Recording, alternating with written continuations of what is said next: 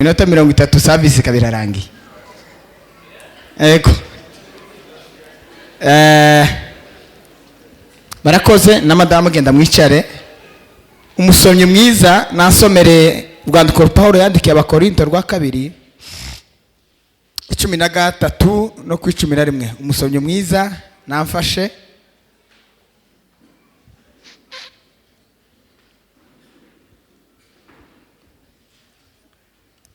Rwandiko Paulo yandikiye abikorinto rwa kabiri 13 asoma umurongo wa 11.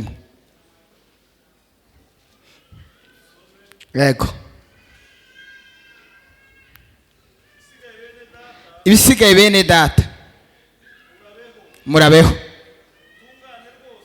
tungane rwose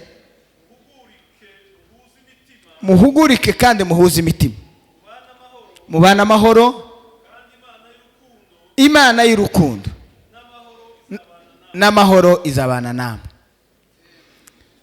Ndashima Imana rero ku minsi twabaye hano muri kino gihugu. Twageze muri kino gihugu mu kwezi kwa gatatu 2012 nico gihe twageze hano muri kino gihugu. Ubuzima n'imibereho ya kino gihugu kuva ico gihe ntiyari yoroshe. Nje naje muri kino gihugu mpamagawe na data bukwe ankuriyo nari ndi mu kazi kuko nari mvuye hakujya muri Kongo ndi mu kandi kazi ankurayo mbaza kuzangirira cyane ariko dusenga Imana irabitwemerera ngo shike muri kino gihugu mu 2014. Uwo data bukwe agira ikibazo ubufasha bwo kumfasha burahagarara ngo mare guhagarara numva ko ikibazo kigiye kugira data bukwe bwite nawe yarari hano twese turi hano muri buno buzima noneho ico gihe ndagenda nkonjora gato kugira ngo nkwihanganishe nawe wacitse intege. Nimba ari umuntu Imana yagerageje naje ndimo naje Imana yarangerageje pe. Hari umunsi umwe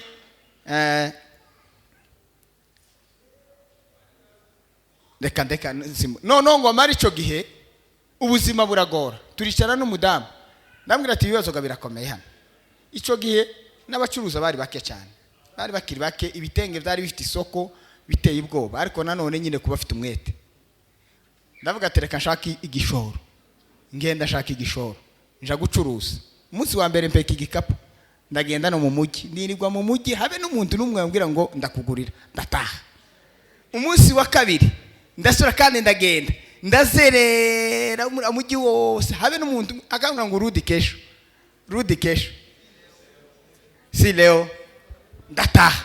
Ngo mare gutaha ntaha nacitse intege ngo mare gutaha ndasenga mare gusenga ndahishurirwa nijoro bishurirwa mbona ko ndabona igikona cya gitibura amadolari.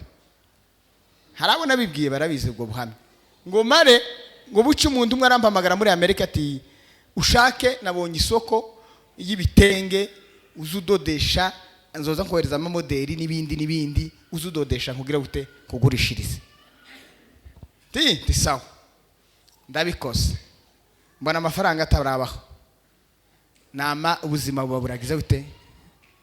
Njewe Imana ibipindura isoko yo kuza ncururiza hanze ngo buce process irihuta pe kubera cya kibazo cy'umwana umudamu yaravuze. Process irirukanka baranirukankisha neza namatambuka ba pastor Redi bose ba pastor ndabatambuka kandi baraje mbere. Ndagenda ndarangiza neza 2015 mu kwezi kwa 12 ku itariki 23 niwo munsi baduteye urushinge rwa nyuma baratubwira ngo mugende mutegereze visa. 2015 mu kwezi kwa 12 ngo tumare turategereje twama dutangiraga cyagisho amafaranga yose nari mfite y'igishoro na amashopping uko twe twara shoppinze zirashaze twarataye. No ndashaka kubabwira ko iyi processus bavandimwe hasaba kwihangana. Saba kwihangana. Igishoro cyose nama nkijya ndashopinga kirarangira. Ndategereje ukwezi kwa mbere wapi. Ngwame mu kwa kabiri abo twari kumwe barabahamagaye visa zabo zirasohotse. Flight yabo irasohotse. Ico gihe twari tukija kwishuza OEM yari kirira Lavington. Ndategereje ngwaje ko mu kwezi kwa gatandatu banohereje message barambwira ngo check up yawe yabaye expired. Ugomba gusubira muri check up. Naho mperuka process ya Amerika. Igihugu naherutse rya Amerika kugeza n'uyu munsi. Waje kwa mu 2020 twari mu masengesho n'aba bagabo Kasarani. Mbona nimero irampamagaye. Barambwira ati ni resettlement ya UNHCR. Turashaka kuguhindurira igihugu. Wo twemerera tukaguhindurira igihugu. Ndabwira ati se murampindurira habaye iki? Nutubaza ayo maswali ntitugusubiza. Kuko aho byakwamiye naho byafiriye ntituhazi. Gusa icyo tukubwiye wewe ugende wicara n'umuryango wawe iminsi 2 tubahaye nkaya masaha tuguhamagayeho tuzobahamagara mwicaranye n'umuryango mutubwire kuko tubahindurira kuko ko turareba bazakoraga ibintu byose babayibona ko turareba tukabona umuryango wasobukwe uri hanze muri Amerika. Rero kubahindurira mugende mwicare muganire mwenyine. Abangaba ni bike tibaza bahubuka. Ndabagira ati mureke mbasubize toya mwicarane mwese n'umudamu n'abana mutubwire icyo mwatekereje. Turaje ngo dushike ngo mbikubite umudamu tinti bishoboka. Njewe ngomba gusanga abavyeyi iyo bari. None se urabasanga abavyeyi niki cyakubuje kugenda? Ngize ndabona ati uyu wacu ntitwumvikana. Mbahamagaye abavyeyi beti baduhamagaye ngo baduhindure igihugu. None uyu wacu yananiranye. Ngahe timurambiwe kudufasha. Tisukurambirwa turahwereye. None timwama mugenda ngo bahindurire uwo munsi. Aravyumva ariko avyumva atavyumvishije mu mutima atagize gute atanyuzwe. Noneho baradukoresheje ngo bamare kudukoresha baratubwiye ngo bazodutuma i Burayi. Ikiye gihugu batubwira ngo hagati ya Norvege na Sweden na Netherlands. Ivyo bihugu ko ari bitatu. Ariko turagendera kuri kritere y'umwana wanyu. Turagendera kuri kritere y'umwana. Ntitugendera ku gihugu turagendera kuri kritere y'umudoktere w'umwana. Nuko ngo buce baraduhamagaye ati Netherlands niyo tugomba kusha. Uyu wacu arababara biheka. None ngira ikibazo. Se no naje aho twagaza tuje amasengesho zikavuga ati Imana ibi bintu ko ndabona hari mu buriganya bwa Satani. Buci Imana ni gitangaza yohereza umuhanuza vi Bugande. I Bugande ntanzi nta n'umusi yarigeze asengera dosiye yanje amambwira ngo Imana igihugu yabatumye mu mwara kigaye. Timwacishimiye kandi kubera izo mpamvu n'urugenzi rwanyu rurahagaze. Mutaraka imbabazi kuko mwagwanyije ubushake bw'Imana. Kandi si wewe ni umudamu wawe. Uweretswe tubakoze gitangaza mu bantu bazaberekwa gute ukoze igitangaza wa muntu. Ndamubwiye ati ureretswe bitabaho.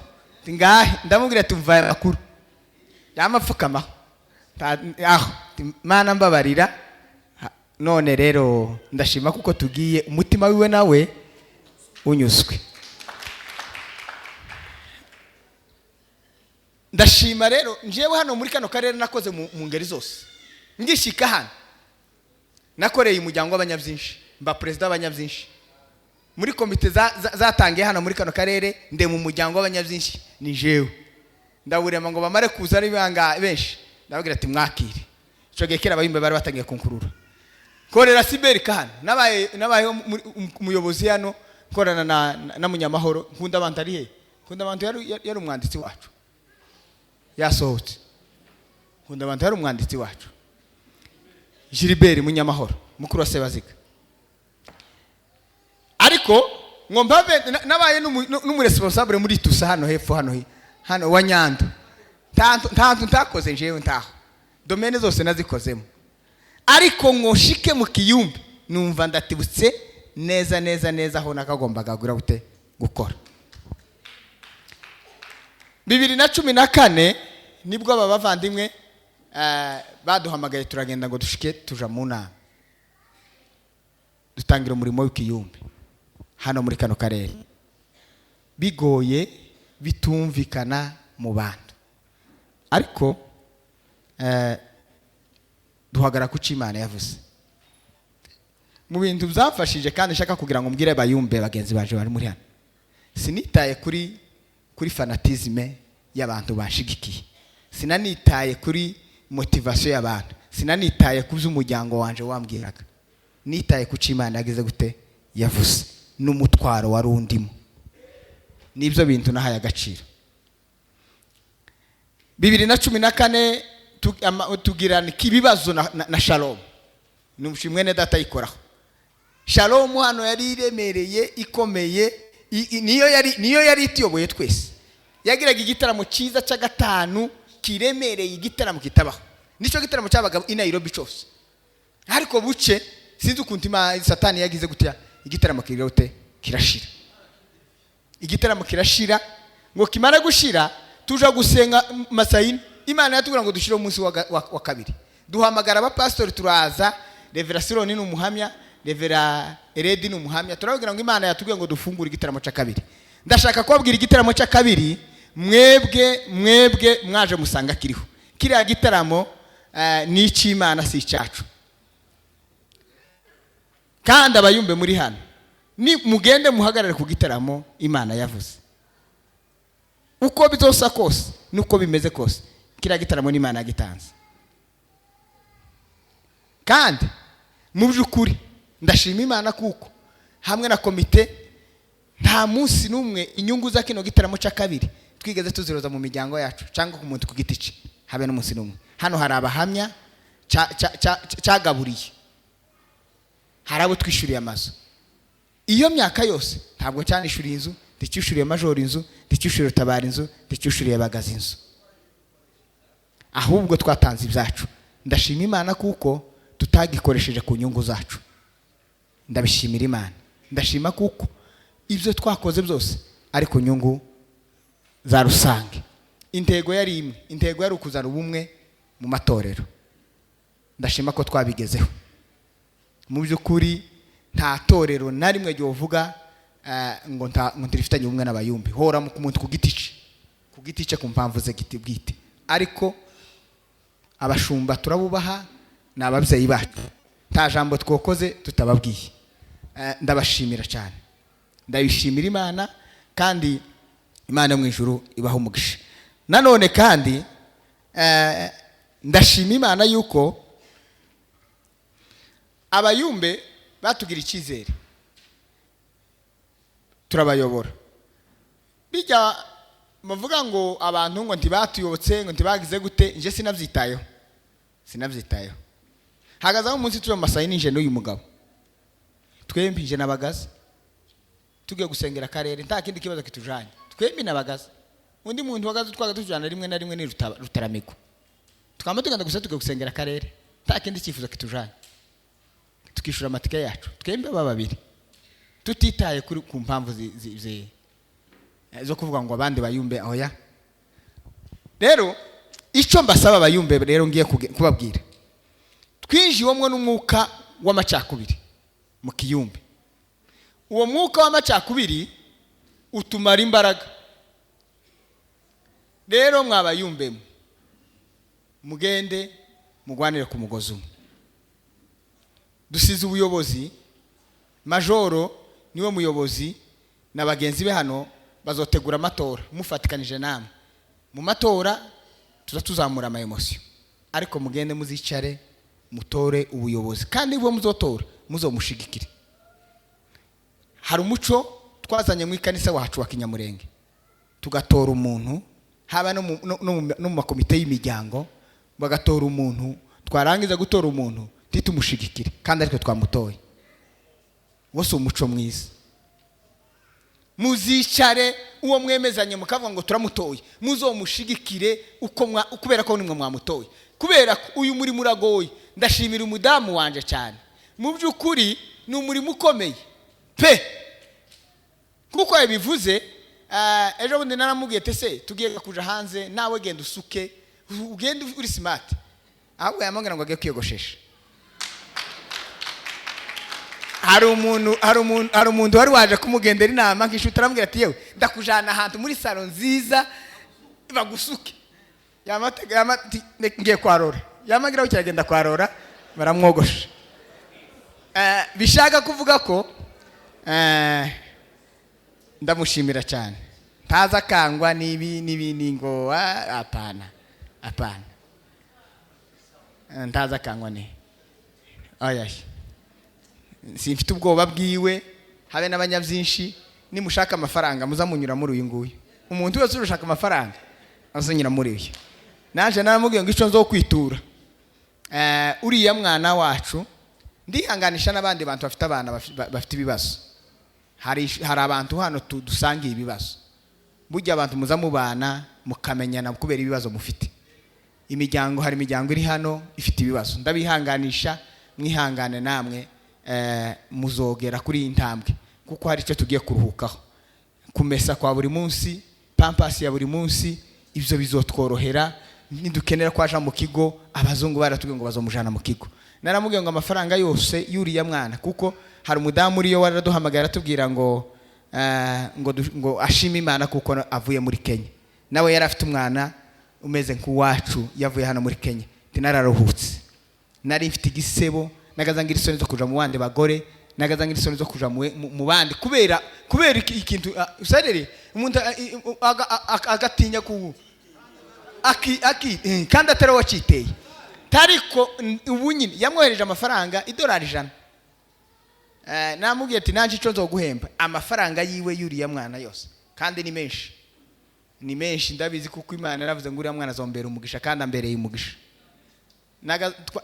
habe na hano muri kino gihugu inzira z'Imana nibitangaza nabwiye Soro ndamubwira ati Soro Imana yakeneye kuduheza bano bana ndubuze ubwenge nigeze gufata igenda senga ndavuga ngo Mana uyu mwana nutamukiza umwice nese ndafata icyo genda senga ngo amara aragwara ni naco gaheruka kugwara ararwara yamaja muri komaja tuja mama Rusi baramupangisha ndavuga ngo nuko aragiye ntakundi ngo ashike kwa mama Rusi yaharaye majoro 2 umwana arakira kuva ubwo nubu agira intege nke zo gusara ko ntaza arwara kuva uwo munsi kugeza n'uyu munsi rero bavandimwe dufite ibintu byinshi niho navuze ngo Imana izigerageza abantu mufite ibibazo ngibyo hari abadamu hano tuza duhurira iriya bafite barushe bababaye guheka umwana w'ibiro 70 ingahe ku mugongo birababaje ariko mwihangane abantu mugize iminsi muri processes abantu mubabaye hano muri kino gihugu mwihangane natwe murumva ko twihangane nageze aho neza navuga ati wamana we sinzi niki ariko ngo buci Imana yamidutibiramwe ikintu turacyari nimba hari umwana nkunda mu bana banje ni Rachel nimba hari umwana nkunda kandi n'abavandimwe banje barabizi hano baza bagira mu rugo habe nawe ubwi nije aza yumva iyo ngeze mu rugo aza yirukwanka ngo mpaka ampombere kubera kuko Imana yarabimpaye kuzakira namamukunda kuruta abandi bana bose bo munsi rero twovuga byinshi bavandimwe bayumbe bagenzi baje mugira ubumwe Paulo yandikiye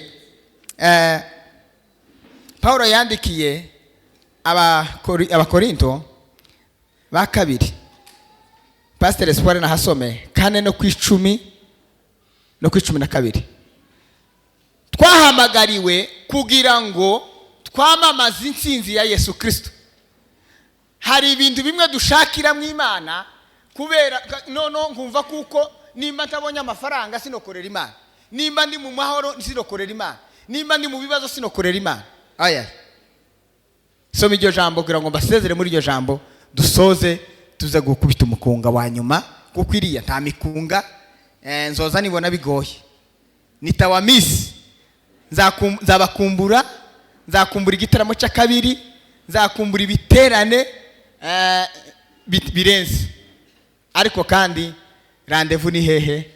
Ni mu ijuru. Ngaso Abakorinto ba kabiri 4:10 no 12.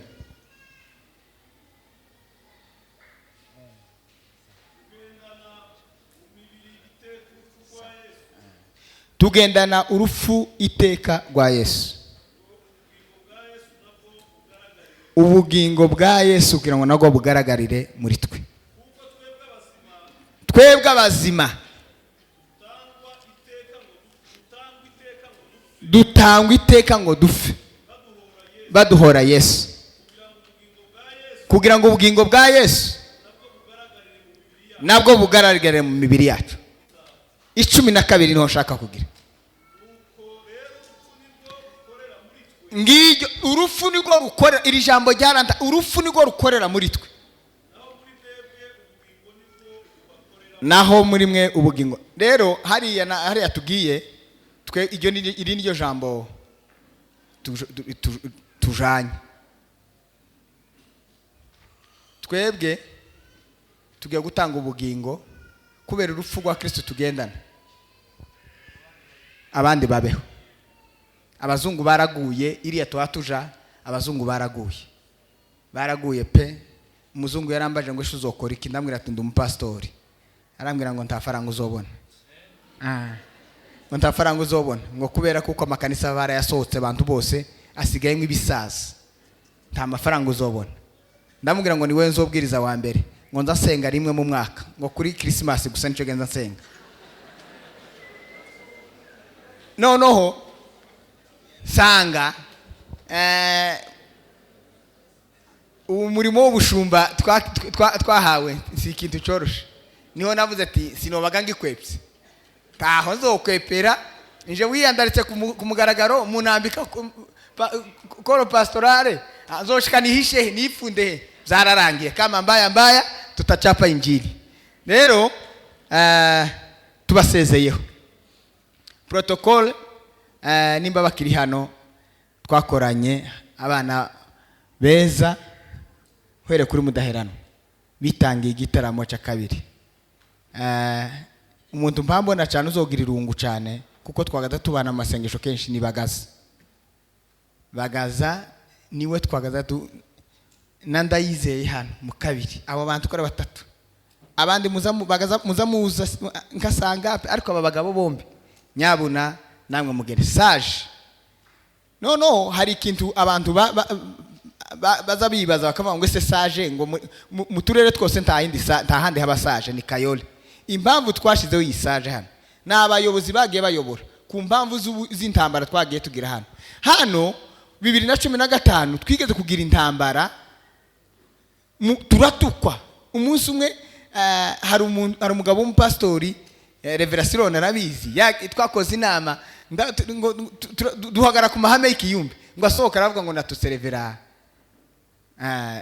nkuru nziza kandi ni databukwe. Ikinyoma turaseba hano mu muhana, ariko duhagara ku Imana yagize gute yavuze. Mwabagabo mwe muhagarare ku murimo, mukomerere hamwe mu mwana. Rero narifite amagambo menshi yo kuvuga, ariko ndabasezeyeho. Imana nibikunda tuzongera tubonane, kandi kugenda kwacu hari icyo Imana yabivuze. Abenshi mwitegure, dukinguye amarembo. Abenshi mwitegure kugenda kwacu, irembo ryakingutse rwose. Irembo ryakingutse kuko biri mu buhanuzi Imana yari yaratubwiye, Rero n'abazungu baradukeneye cyane. Abazungu baradukeneye ko barajana abantu benshi, nk'abantu bava mu nkambi nta mugabane utawujana abantu. Mu Burayi ko baragenda, Amerika ko baragenda. Rero mwihangane, dusangire, tugerageze tubane, dusangire. Akufite ugasangire na mugenzi wawe, akufite mukagabane mu rukundo. Bavandimwe bene wacu, tugire urukundo, tubane mu rukundo. ubu n'ubutayi buzorangira tuzohurira iriya nje nawe ijya nyuma rero hoba hari umuntu woba ufite ikibazo yeme umbabarire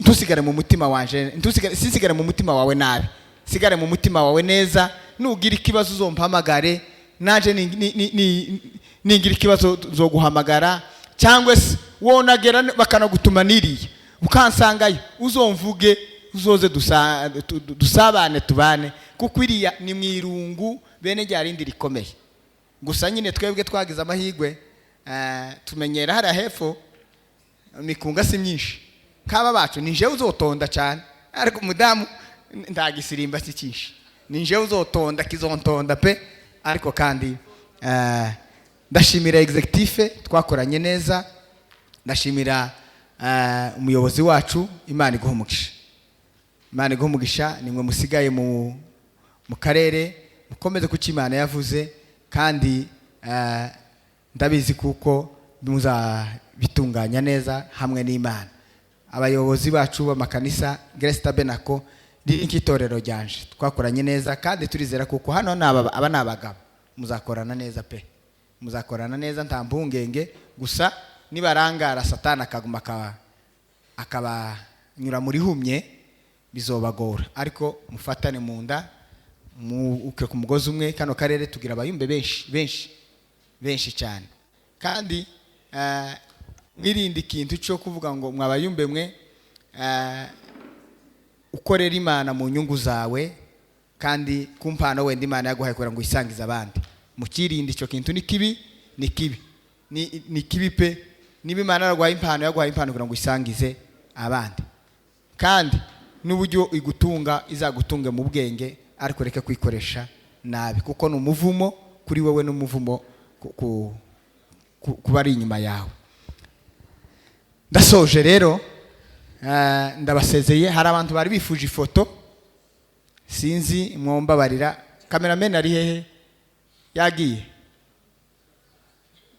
agiye gute twavuganye wo dufata ifoto